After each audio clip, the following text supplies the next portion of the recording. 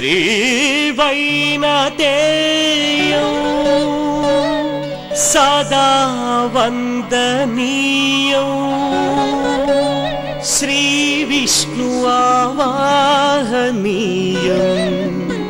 త్రైలోక్య సందర్శనీయం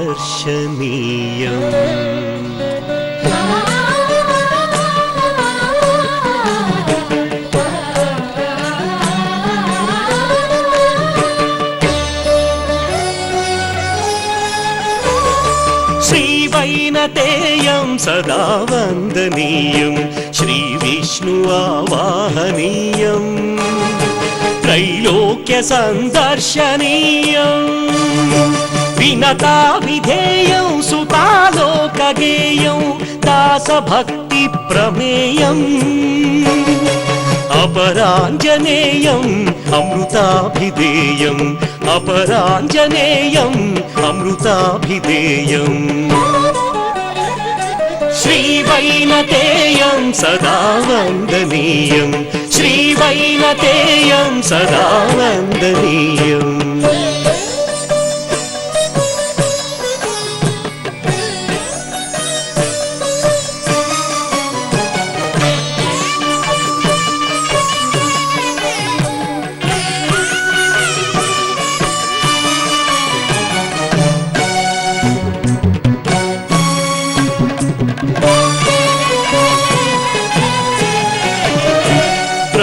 సంకల్పమే సృష్టికారంభమై వినత గర్భాన ఉదయించే హరి అంశము బ్రహ్మ సంకల్పమే సృష్టికారంభమై వినత గర్భాన ఉదయించే హరి అంశము సవతి కద్రువ శాప శరము వరమై తాకి జనన మందెను నిత్య హరివాహనం అది గరుత్మంతం ఋగ్వేద మంత్రం అది గరుత్మంతం ఋగ్వేద మంత్రం అవతరించిన నాడే అది దాటే గగనం శ్రీవైనతేయం సదా వందనీయం శ్రీవైనతేయం సదా వందనీయం. అనూరుడికి ఊరువులు లేవు, ఎక్కడికి కదలలేడు. నీ రథానికి సారథి లేడు. అనూరుణ్ణి నీ రథసారథిని చేసుకో. జరిగిన దానికి చింతించకు. కావాలని నీ తల్లి నీకు ఈ అవిటితనాన్ని కల్పించలేదు.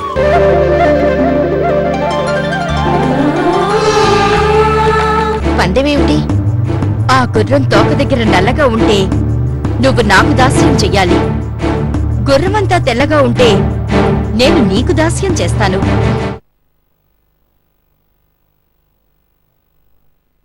మీరేజయ్ మహారాజు చేసే యాగంలో హోమగుండంలో పడి ఆడి మసైపోండి.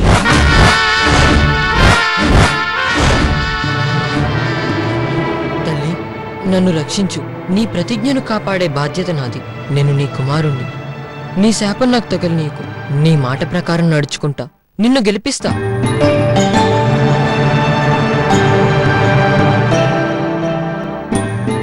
కర్కోటక, నీ సోదరులు నన్ను కర్కోటకరాల్ని చేసి శాపానికి గురయ్యారు. వీరి సంగతి నాకెందుకు తల్లి? ఇంతకాలానికి ఓ కోరిక కోరావు, దాన్ని నేను నెరవేరుస్తాను. తెల్లవారేసరికి నువ్వక్కడుండాలి. అంతవరకెందుకు తల్లి? ఇప్పుడే ఈ క్షణమే నీ ఆజ్ఞ నెరవేర్చడానికి బయలుదేరుతున్నా. నన్ను ఆశీర్వదించు.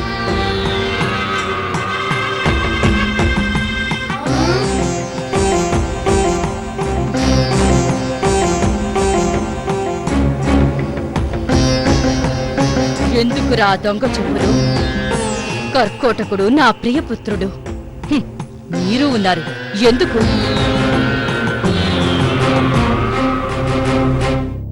వినుత, నా బిడ్డల్ని గుమ్మం నుండి బయటికి గెంటావు కదూ. ఇక నీ బ్రతుకు గుమ్మాలు పట్టుకుని జీవించటమే. నీ జీవితంలో విషం కక్కడానికి కర్కోటకుడు వెళ్ళాడు.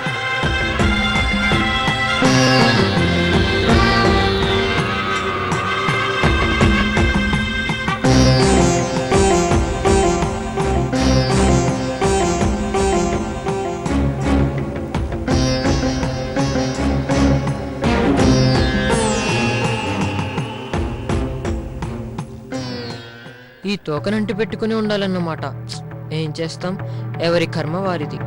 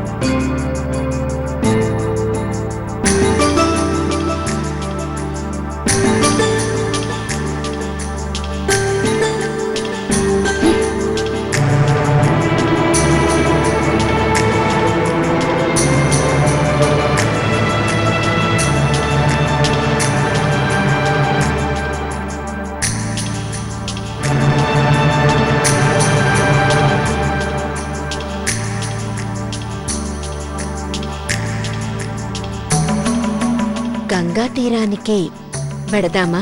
తప్పకుండా. అయినా విజయ గర్వం అప్పుడే నీ ముఖంలో కనపడుతోందే. నేను ఓడిపోతానన్న నమ్మకం నీకు కలిగిందన్నమాట. పందెం కాస్తావా అని నువ్వు అడిగినప్పుడే తెలిసింది. ఏం తెలిసింది? నీ మేకపోతు గాంభీర్యం. పందెం అనగానే జంకుతాననుకున్నావు. పిచ్చిదానా, నీకు విషయం తెలుసా? ఏమిటో నీకు తెలిసిన ఆ విషయం? ఐరావతం, ఉచ్చేస్రవము, కామధేనువు ఇవన్నీ తెల్లగానే ఉంటాయి. ఆ సంగతి తెలియక నువ్వు నన్ను పందెం కాయమన్నావు. తెలివైన దానివే, బాగా ఆలోచించావు. కాని వినుత, ఓ సంగతి గుర్తుంచుకో. పుట్టిన ప్రతి జీవికి ఎక్కడో ఒక చోట మచ్చుంటుంది. దాన్నే పుట్టుమచ్చంటారు. అది చిన్నదిగా ఉండొచ్చు, లేదా పెద్దదిగా అయినా ఉండొచ్చు. ఆ మచ్చ శరీరంలో ఏ భాగంలో అయినా ఉండొచ్చు. ఉచ్చేస్రవానికి తోక దగ్గరుంది. చూస్తాంగా. ఇంతకీ మనం వెళ్లేంత వరకు అక్కడ అశ్వం ఉంటుందంటావా? నువ్వు చెప్పేది నిజమే.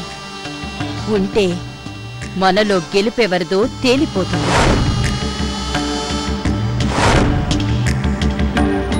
ఒకవేళ లేకపోతే? దురదృష్టవంతులెవరో తెలియకుండా పోతుంది. దాస్యానికి తెర పడుతుంది. మనలో ఎవరో ఒకరికి దాస్యం చేసే యోగం ఉంటే దాన్ని తప్పించేదెవరు? పద వెళ్దాం. మళ్ళీ తొందరగా తిరిగి రావాలి.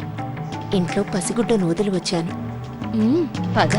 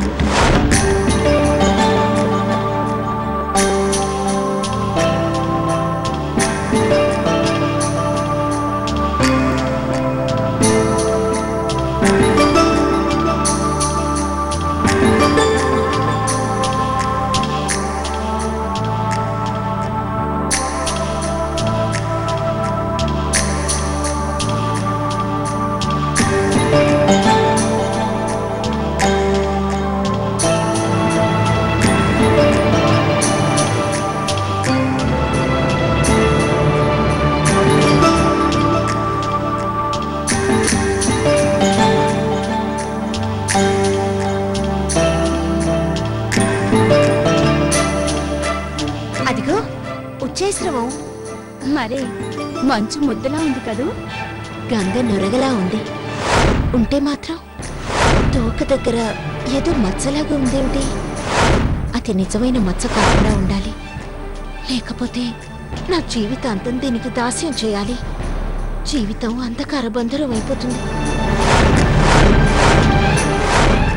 అక్కా, ఏమిటి ఆలోచిస్తున్నావు? అదే మచ్చ ఎక్కడుందా అని. చంద్రుడిలో మచ్చలాగా తోక దగ్గరుంది చూడు. కళ్ళు పెద్దవి చేసి దగ్గరికి వెళ్ళి చూడు.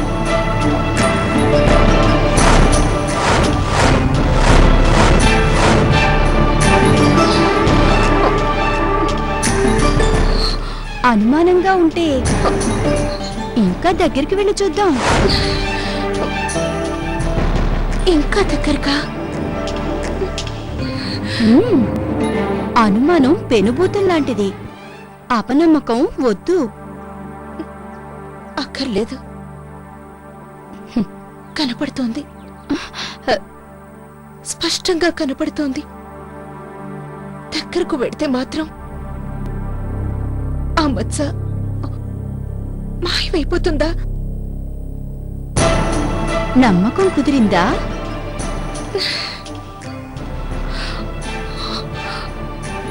లేకపోతే గుర్రం దగ్గరగా వెళ్ళి చూద్దాం. అదసలు మచ్చో కాదో తేలిపోతుంది. అవసరం లేదు. అనుకున్న మాట ప్రకారం నేను నీకు దాసిని. నీదే గెలుపు. నా జీవితంలో ఇదో భయంకరమైన మలుపు. నా చేత నీకిష్టమైన పనులు చేయించుకో. నీ మాటల్లో బాధ కనపడుతోంది. మాట ఇచ్చాను కదా అని నాకు దాస్యం చేయక్కర్లేదు. మనసు పూర్తిగా ఇష్టపడితేనే, అంగీకరిస్తేనే, అది నమ్మకం కుదిరితేనే. ఇన్నిసార్లు చెప్పను, పందెంలో నేను ఓడిపోయాను. నీకు దాసిని. నా చేత నువ్వు దాస్యం చేయించుకో. దాస్యం చేయక చస్తావా? కద్రువ కాటు, మాట పోటు ఎలా ఉంటాయో జీవితంలో అనుభవిస్తూ చేస్తావు. అయినా ఒకసారి దగ్గరగా వెళ్దామా? ఆలోచించు. ఇంకా ఎందుకు ఆలోచన? నా మీద నమ్మకం కుదరలేదా? నీకు దాస్యం చెయ్యననుకుంటున్నావా? నీకు భయం అక్కర్లేదు. అయితే నాకు దాసినంటావు. సరే, నా దాసి నాతో సమానంగా పక్కన నడవకూడదు. దారి చూపిస్తూ ముందు నడు. యజమానురాల్ని ఎలా గౌరవించాలో తెలుసుకో.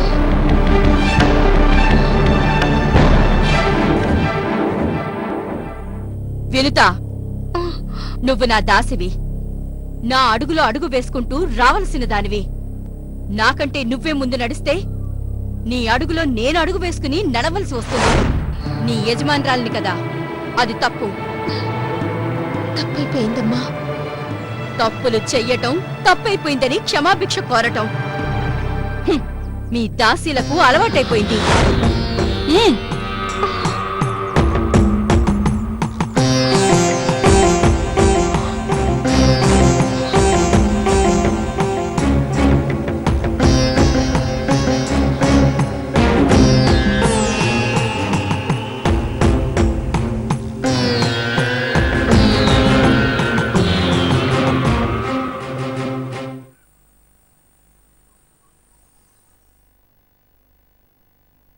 నారాయణ.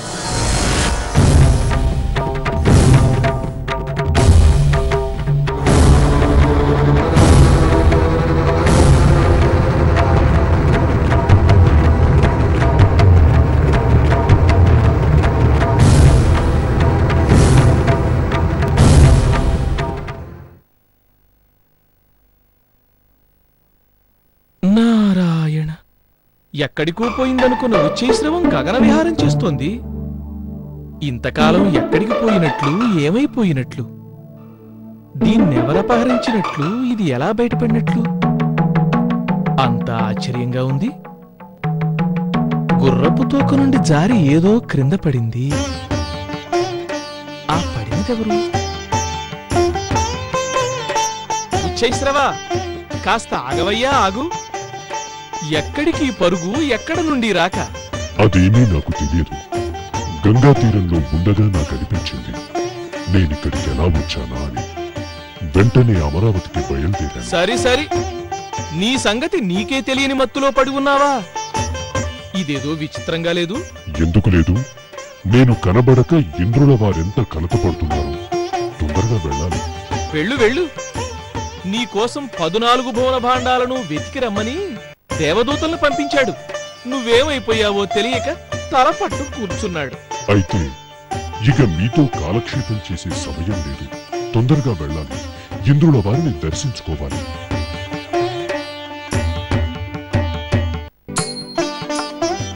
నారాయణ, ఉచ్చైశ్రవానికి తన కదలికలు తనకే తెలియలేదంటే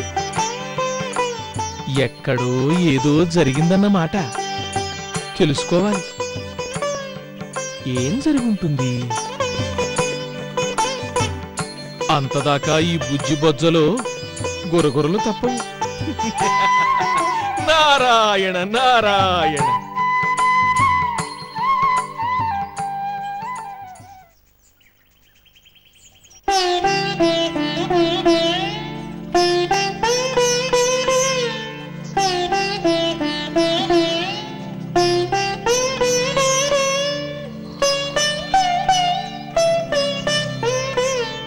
నాయనా, మీ అన్న నన్ను సవతికి దాసివి కమ్మని శపించాడు. అతెందుకు వ్యర్థం అవుతుంది? ఎంత జాగ్రత్తగా వ్యవహరించినా ఏదో ఆవేశం నన్ను ఆవహించింది, మాయ కమ్ముకుంది. ఫలితంగా నేను దాస్యం చేయవలసి వచ్చింది. పొట్ట నింపుకోవడానికి ఎవరికో దాస్యం చేయడం ఒక పద్ధతి. కానీ నేను ఇక్కడ నా సవతికి దాస్యం చేయాలి. ఆమె అదుపాజ్ఞలకు ఆగడాలకు తలొక్కి బ్రతకాలి.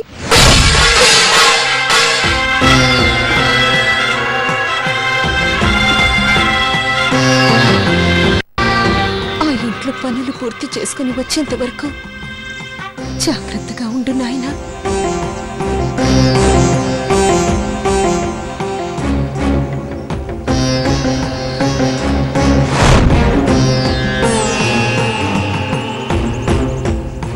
ఏమైంది? ఏది ఏమైతే నీకెందుకే? నన్ను పట్టించుకునేవారే ఉంటే వాళ్ళకి చెప్పాలి నా బాధ. నువ్వు నాకు సవితివా లేక దాసివా? ఆలస్యమైంది. మళ్ళీ ఇంకెప్పుడు ఆలస్యంగా రాను. ఇప్పటిదాకా ఎక్కడ చచ్చావు? ఒకళ్ళింట్లో పని చేస్తున్నాననే జ్ఞానం ఉందా? ఇప్పుడా రావడం? మన్నించండమ్మా, ఇంకెప్పుడు ఆలస్యంగా రాను.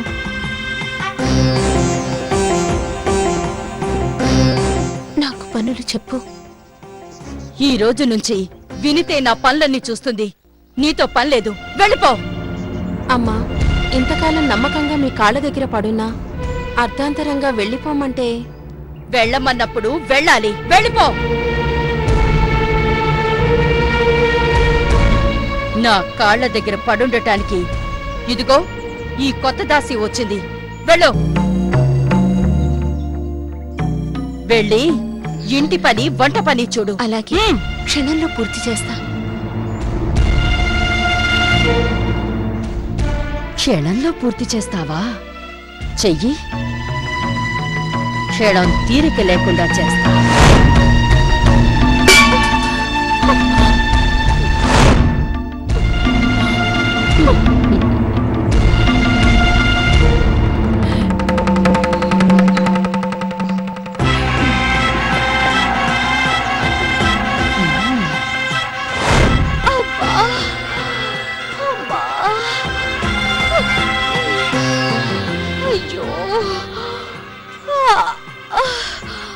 అబ్బా, నొప్పి. కాళ్ళు నొప్పులా? విపరీతమైన కాళ్ళ బాధ. తట్టుకోలేకపోతున్నాననుకో. ఎవరి తిండి వాళ్లే తినాలి, ఎవరి బాధ వారే అనుభవించాలి అని ఊరికే అన్నారా? భోజనమైతే ఎవరిది వారే చేయాలి. నేను తింటే నీ కడుపు నిండదు కదా. అబ్బా, కాళ్ళు నేను పడితే నీకు నొప్పి తగ్గుతుంది. అమ్మా.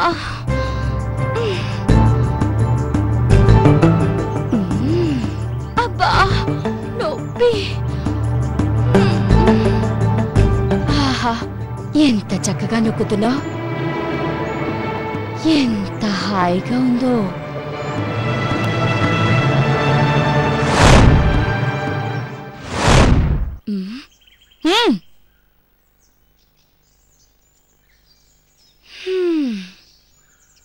ఇక చాలే, పిల్లలకింత భోజనం పెట్టి నాకు తెచ్చేయి. అలాగే. ఆ నువ్వు కూడా తినేసి అక్కడవన్నీ సర్దేయ్. అమ్మా. మాధవి, నీకింక నా దగ్గర పని లేదు. అమ్మా, నేనే ఒకరికి దాస్యం చేస్తున్నాను. నీకు నా దగ్గర పని ఉంటుంది చెప్పు. వెళ్ళు, మరెక్కడైనా పని చూసుకో. అమ్మా, మీ దగ్గర పని లేనందుకు నాకు బాధగా లేదమ్మా. కాని ఎంతో గొప్పగా బతికిన మీ బతుకు ఇలా అయినందుకే నాకు బాధగా ఉందమ్మా. జాగ్రత్తమ్మా. ఎంతో మందితో పనులు చేయించుకున్న తల్లివే ఇలా పరాయింట్లో పనులు చేయాల్సిన కర్మ పట్టింది. అంతా దైవలీల. వెళ్ళొస్తానమ్మా.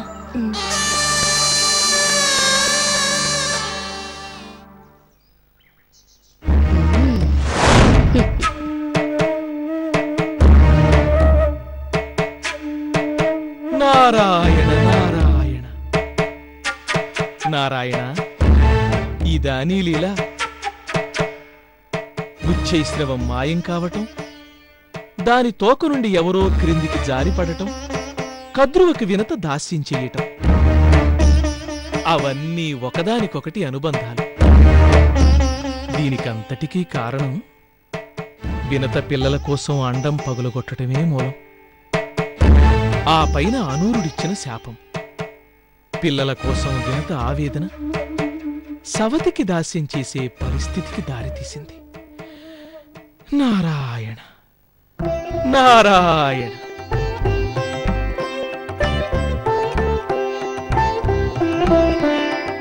స్వామి, ఏమిటవి? పలహారం, కల్పవృక్ష ఫలాలు మధురంగా ఉంటాయి. ఆరగించండి.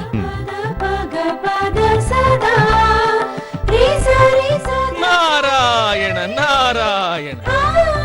రానారదా రా. బాగున్నావా నారదా? నేనైతే బాగానే ఉన్నాను. అంటే బాగోలేని వారెవరైనా ఉన్నారా? ఏం చెప్పమంటావు తల్లి? ఆ వినతాదేవిని చూస్తే కడుపు చెరువైపోతోంది. ఏ ఆమెకేమైంది? ఆ ఏమైంది అని ఎంత మెల్లగా అడిగారు? సవతి కద్రువకి దాస్యం చేస్తోంది. దాస్యమా? ఎవరికి? కద్రువకే? కద్రువకే. సొంత అక్క చెల్లెళ్ళైనా కద్రు వినతల మధ్య విభేదాల? సవతిపోరా? అక్క చెల్లెళ్ళిద్దరూ సవతులయ్యారు. ప్రేమానురాగాలతో మెలగాలే కాని అసూయద్వేషాలకు గురి అయిందా కద్రువ? దక్ష ప్రజాపతి కుమార్తెలు ప్రేమానురాగాలతో ఉండాలే కాని అసూయద్వేషాలకు లోను కాకూడదు. కాలం ఎంత మారిపోయినది నారదా. కాలం ఎల్లప్పుడూ ఒకే విధంగా ఉండదు కదా. ఎక్కడో పొరపచ్చాలొచ్చుంటాయి. దానితో వినతని తనకు దాసిగా చేసుకుంది కద్రువ. పాపం వినత ఇంటి పనులు, ఒంటి పనులు, వంట పనులు, పరిసరాలు పరిశుభ్రం చెయ్యడం, ఆ కాద్రవెయ్యులకు అడ్డమైన సేవలు చేయడం. నారాయణ నారాయణ. వినత దుస్థితి తలుచుకుంటే బాధగా ఉంది. ఇటువంటి పరిస్థితి మరెవ్వరికీ రాకూడదు. సొంత అక్కతోనే చేయించుకోకూడని పనులు చేయించుకుంటోందా? ఎంత దారుణం! ఈ మాట వినటానికి నాకెంతో సిగ్గుగా ఉన్నది.